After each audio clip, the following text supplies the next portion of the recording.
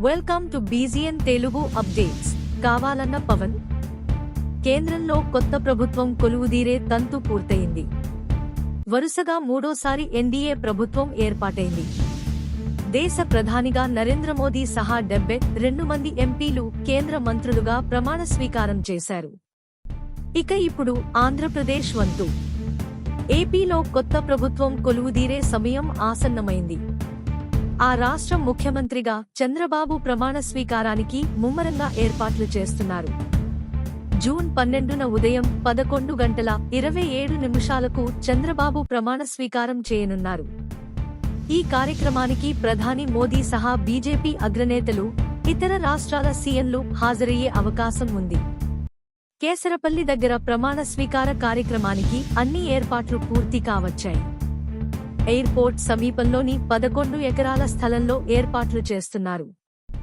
5 IAS అధికారులు దగ్గరుండి పనులను పర్యవేక్షిస్తున్నారు.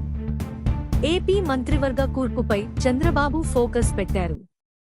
ఢిల్లీ నుంచి ఉండవల్లి నివాసానికి చేరుకున్న చంద్రబాబు పూర్తిస్థాయి కేబినెట్ ఉండేలా కసరత్తు చేస్తున్నారు. కేబినెట్ కూర్పుపై ఇప్పటికే పవన్తో పాటు బీజేపీ నేతలతోనూ చర్చించారు. సామాజిక సమీకరణాలు, సీనియర్లు, మహిళలతో పాటు పార్టీకి నిబద్ధతగా పనిచేసిన వారికి ప్రాధాన్యత ఇచ్చే ఆలోచన చేస్తున్నారు. తొలిసారి ఎమ్మెల్యేగా గెలిచిన వారిలోనూ పలువురికి మంత్రి పదవి దక్కే అవకాశం ఉన్నట్లు తెలుస్తోంది. భారీగా ఎమ్మెల్యేలు గెలవడంతో కేబినెట్ కూర్పు కత్తిమీద సాములా మారింది. ఈ నేపథ్యంలో కూటమి కట్టడానికి, కూటమి విజయానికి పవన్ కళ్యాణే కారణమని చెబుతున్న చంద్రబాబు, ఆయనకు ఏ పదవి ఇస్తారనేది ఇప్పుడు ఆసక్తిగా మారింది.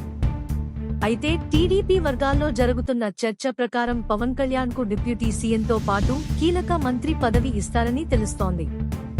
ఒకవైపు చేతిలో పలు సినిమాలు, మరోవైపు ప్రజలకు ఇచ్చిన హామీలతో పవన్ కళ్యాణ్ కొత్తగా కొలువుదీరే మంత్రివర్గంలో చేరాలా వద్దా అనే డైలమాలో ఉన్నట్టు చర్చ జరుగుతోంది. ఆయన జాతీయ మీడియాకు ఇచ్చిన ఓ ఇంటర్వ్యూలో దీనిపై క్లారిటీ ఇచ్చారు. Like, comment, subscribe.